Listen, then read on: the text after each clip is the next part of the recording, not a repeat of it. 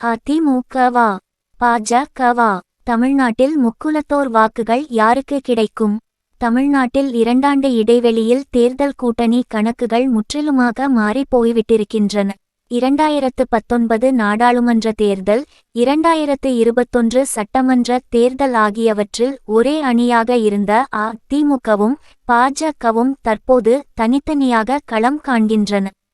கடந்த நாடாளுமன்ற தேர்தலில் 38 தொகுதிகளில் போட்டியிட்டு 5.38 விழுக்காடு வாக்குகள் பெற்ற டிடிவி தினகரனும் அதிமுகவிலிருந்து வெளியேற்றப்பட்ட ஓ பன்னீர்செல்வமும் இந்த முறை பாஜக கூட்டணியில் ஐக்கியமாகியுள்ளனர்.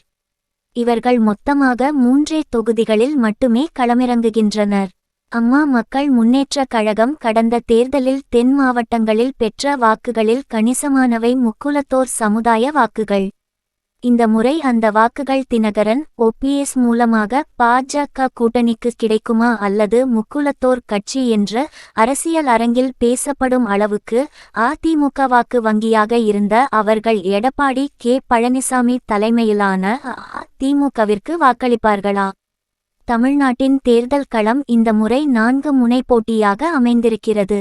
திமுக தலைமையிலான கூட்டணியில் காங்கிரஸ், சிபிஐ, சிபிஎம், விசிக, மதிமுக, ஐயுஎம்எல், கனமதேக கட்சிகள் இடம்பெற்றுள்ளன.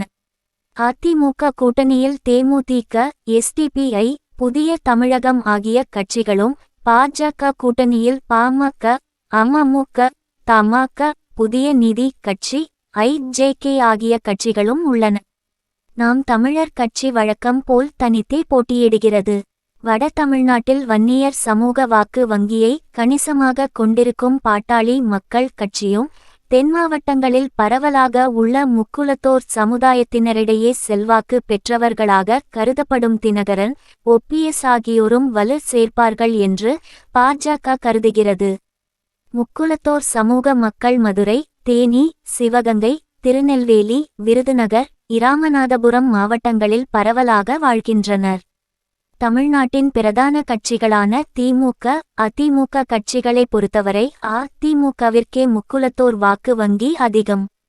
இதற்கான பின்னணியில் ஜெயலலிதா காலத்தில் அதிமுகவில் அந்த சமூகத்தைச் சேர்ந்த வி.கே. சசிகலா, டிடிவி தினகரன், ஓ பன்னீர்செல்வம் ஆகியோர் முக்கிய பொறுப்புகளில் இருந்ததே காரணம் என்கின்றனர் அரசியல் பார்வையாளர்கள். கடந்த 2016ஆம் ஆண்டு அப்போதைய முதல்வர் ஜெயலலிதா உடல்நலக்குறைவு காரணமாக மரணமடைந்தார். அதன் பின்னர் ஓ பன்னீர்செல்வம் முதல்வராக பதவியேற்றார். பின்னர் அவர் ராஜினாமா செய்ய ஜெயலலிதாவின் தோழியான வி.கே. சசிகலா முதலமைச்சராக வேண்டி எம்எல்ஏக்களின் ஆதரவு கடிதத்தை ஆளுநரிடம் வழங்கினார். அடுத்த ஓரிரு நாட்களில் சொத்து குவிப்பு வழக்கில் இறுதி தீர்ப்பு வர அவர் கைது செய்யப்பட்டு கர்நாடக சிறையில் அடைக்கப்பட்டார்.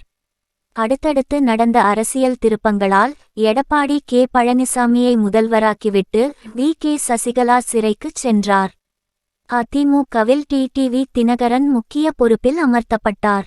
ஒரு கட்டத்தில் எடப்பாடி பழனிசாமியும் ஓ பன்னீர்செல்வமும் ஓரணியில் சேர்ந்து டிடிவி தினகரனை அதிமுகவை விட்டு வெளியேற்ற 2018ஆம் ஆண்டு அவர் அமமுக என்ற தனிக்கட்சி கண்டார். காலச்சக்கரத்தின் சுழற்சியில் அதிமுக முழுமையாக எடப்பாடி பழனிசாமி வசமாகிட டிடிவி தினகரனோ அதிமுகவை மீட்போம் என்ற முழக்கத்துடன் அமமுகவை நடத்துகிறார். மறுபுறம் எடப்பாடி பழனிசாமியுடன் சேர்ந்து தினகரனை வெளியேற்றிய ஓ பன்னீர்செல்வமும் அதே வழியில் அதிமுகவை விட்டு வெளியேற்றப்பட்டார். கடந்த 2019ஆம் ஆண்டு நாடாளுமன்ற தேர்தலில் டிடிவி தினகரனின் அமமுக கட்சி 38 தொகுதிகளில் களமிறங்கியது. அதுவரையிலும் அதிமுகவை ஆதரித்து வந்த முக்குலத்தோர் சமுதாய மக்களின் ஆதரவு அம்மா மக்கள் முன்னேற்றக் கழகத்திற்கு கிடைக்க அக்கட்சி கணிசமான வாக்குகளை பெற்றது. அந்த தேர்தலில் அமமுக ஒரு தொகுதியிலும் வெற்றி பெறவில்லை என்றாலும் 22 லட்சத்துக்கும் அதிகமான வாக்குகளை பெற்றது. 20 தொகுதிகளில் அக்கட்சி 3ஆம் இடம் பெற்றது. தமிழ்நாட்டில் ஒட்டுமொத்தமாக பதிவான வாக்குகளில் 5.38 விழுக்காடு வாக்குகளை பெற்று 3வது பெரிய கட்சியாக உருவெடுத்தது. திருச்சி, தஞ்சை, தேனி, சிவகங்கை, இராமநாதபுரம், விருதுநகரில் 1 லட்சத்திற்கும் அதிகமான வாக்குகளை பெற்றது. இது அதிமுகவின் வெற்றியை தடுத்துவிட்டதாக அரசியல் ஆய்வாளர்கள் கூறினர். நாடாளுமன்ற தேர்தலுக்கு பிறகு டிடிவி தினகரனின் செயல்பாட்டில் அமமுகவினர் அதிருப்தியடைந்தனர். அவரை நம்பி அதிமுக எம்எல்ஏ பதவியை விட்டு வந்தவர்கள் மீண்டும் திமுக அதிமுகவை நோக்கி நகரத் தொடங்கினர். அமமுகவின் கொள்கை பரப்புச் செயலாளராக இருந்த தங்க தமிழ்ச்செல்வன் அமமுகவிலிருந்து விலகி திமுகவில் இணைத்து கொண்டார். இதனால் கடந்த 2021 இல் நடைபெற்ற சட்டமன்ற தேர்தலில் அமமுகவின் வாக்கு வங்கி 5.5% 2.5 ஆக குறைந்தது. அமமுகவின் கணிசமான வாக்குகள் திமுகவிடம் சென்றன. சட்டமன்ற தேர்தல் தோல்வி அதிமுகவில் கடுமையாக எதிரொலித்தது. அடுத்தடுத்த மாற்றங்களால் கட்சியில் இருந்து ஓபிஎஸ் வெளியேற்றப்பட்டு எடப்பாடி பழனிசாமி அதிமுக பொதுச்செயலாளரானார். அதிமுக ஒருங்கிணைப்பாளர் பதவிக்கு இன்றும் உரிமை கோரும் ஓபிஎஸ்ஸால் அக்கட்சியின் கொடி மற்றும் சின்னத்தை கூட பயன்படுத்த முடியாத அளவுக்கு நீதிமன்ற உத்தரவு அவரை கட்டி போட்டிருக்கிறது. பாஜக கூட்டணியில் பாஜக 19 தொகுதிகள், பாமகவிற்கு 10 தொகுதிகள், தமிழ் மாநில காங்கிரஸ் கட்சிக்கு 3, அமமுகவிற்கு 2, ஓபிஎஸ்க்கு 1, சுயேச்சை சின்னம், புதிய நீதி கட்சி, இந்திய ஜனநாயக கட்சி, இந்திய மக்கள் கல்வி முன்னேற்றக் கழகம், தமிழக மக்கள் முன்னேற்றக் கழகம் ஆகிய 4 கட்சிகளும் தலா ஒரு இடத்தில் தாமரை சின்னத்தில் போட்டியிடுகின்றன. திருச்சி, தஞ்சை மற்றும் தென் மாவட்டங்களில் கடந்த முறை அமமுக 1,00,000க்கும் அதிகமான வாக்குகள் பெற்ற 8 தொகுதிகளில் அதிமுக களமிறங்குகிறது. இதில் மதுரை, திருநெல்வேலி, கன்னியாகுமரி ஆகிய தொகுதிகளில் பாஜகவுடனும், திருச்சி, தேனி, இராமநாதபுரம் ஆகிய தொகுதிகளில் தினகரன் ஓபிஎஸ்ஸுக்கு எதிராகவும் அதிமுக மோதுகிறது. இந்த இடத்தில்தான் ஒரு கேள்வி எழுகிறது. பாஜக அதன் கூட்டணி கட்சிகள் சார்பில் போட்டியிடும் வேட்பாளர்களுக்கு முக்குலத்தோர் வாக்குகள் கிடைக்குமா? அல்லது அதிமுகவை நோக்கி அந்த வாக்குகள் மீண்டும் திரும்புமா? பாஜக கூட்டணிக்கு முக்குலத்தோர் வாக்குகள் செல்லாது என்கிறார் மூத்த பத்திரிகையாளர் பிரியன். தமிழ்நாட்டில் 6 முதல் 7 விழுக்காடு வரை முக்குலத்தோர் வாக்கு வங்கியிருக்கிறது.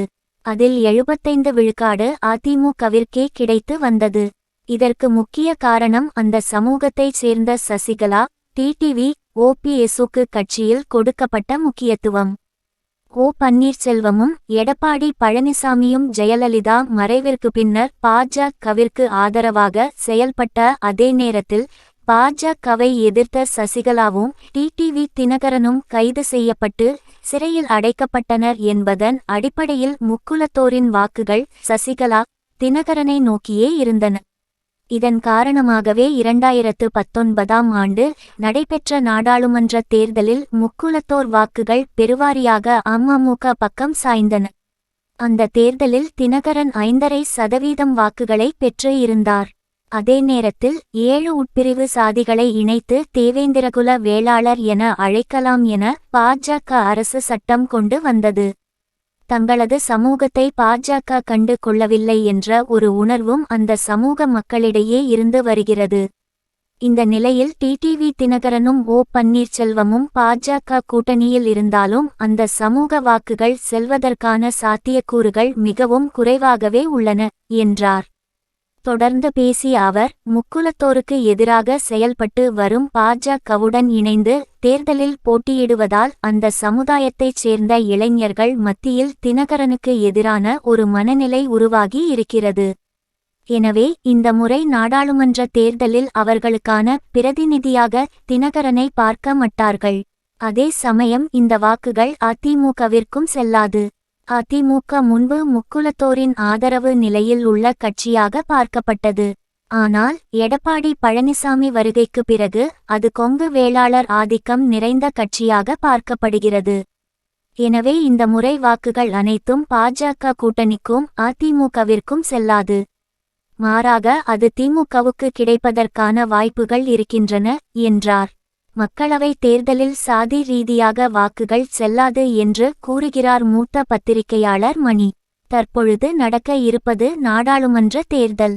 எனவே சாதி பார்த்து வாக்களிக்கும் மனநிலையில் மக்கள் இருக்க மாட்டார்கள். குறிப்பாக தினகரன், ஓபிஎஸ் என்றெல்லாம் அவர்கள் பார்ப்பதற்கான வாய்ப்புகள் மிகவும் குறைவு. அந்த தொகுதியில் போட்டியிடும் வேட்பாளர் மற்றும் கட்சி ஆகியவற்றை பார்ப்பார்கள்.